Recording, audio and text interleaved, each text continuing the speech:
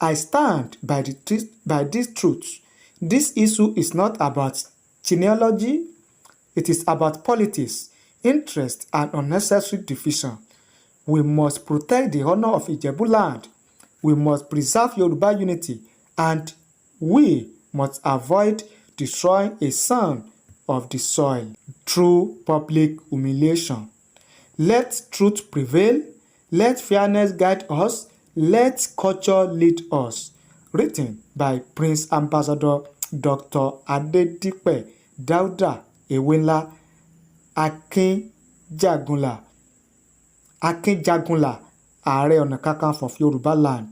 Kẹ́ wá jẹ́ kí n mọ èrò àti òye tiyín ní ààyè comment nísàlẹ̀ fídíò yìí. A kà ó, a sì ṣe àgbéyẹ̀wò rẹ̀. Ẹni tó lò ó ló lè ròyìn. Tèrè bá dèrè lọ́dọ̀ àkọsàbò.